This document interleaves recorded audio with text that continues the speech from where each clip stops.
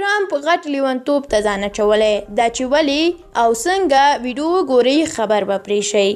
امریکا هغه هیواد دی چې ټوله نړۍ یې په غم سره ککړه کړې ده. هر هیواد ته یې چې لاس اوږد کړی هلته یې تباهي، بربادۍ، ناورین او ستونزې رامنځته کړي دي. امریکا نورو ته نارې وهي چې قانون عملي کړئ خو خپله هغه کارونه کوي چې هیڅ انسانیت کې روان نه دي. دا اوس دلته ښکاره رایې اشرف غني ګټلي دي خو امریکا بیا هم وایي چې عبدالله د لک حکومت کې سره شریک کړي. حال دا چې هیواد کې کلنټین بیخي ورکه ده او د ټولو خلکو باور دا و چې ټرمپ به ښه غټه ماته خوري. اوس تازه د امریکا ولسمشر ډونالډ ټرمپ غواړي چې هیواد یې د سپوږمۍ د قانون ایستل پیل کړي. پوهاند بنجامین وایي لیتیم یا کوبالټ په څیر فلزات چې تاسو ورته اړتیا لرئ تر ډیره په چین، روس او کانګو کې پیدا کیږي خو ترلاسه کول یې ډیر ګران دي. نوموړی زیاتوي چې نړۍ کې له مختلفو اکمالونکو د دې فلزاتو ترلاسه کول پیچلي ځکه دي چې هر یو یې جلا جلا اصول لري.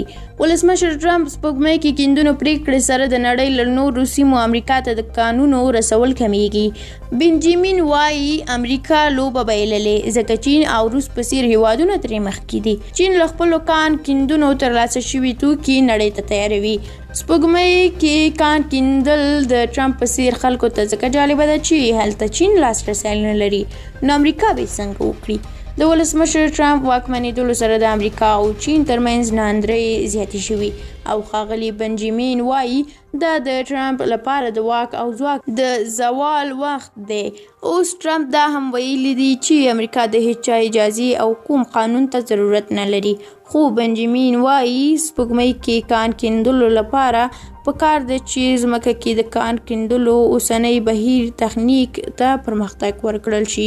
سپوږمۍ ته د کان کیندلو وسیلې رسول سخت مشکل دي ځکه پکار ده چې اول ګاز او د اوبو تل کې اوسنیو کان کیندونو ته پرمختګ ورکړل شي او له هغه وروسته یې بري سطحې ته واستول شي.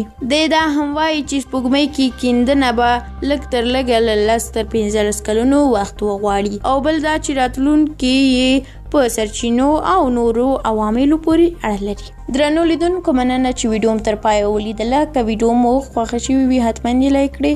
که د ټرمپ په اړه کوم نظر لرئ زموږ سره شریک کړئ. تر بلې ویډیو په لوی الله مو سپارم. الله مو مل شه.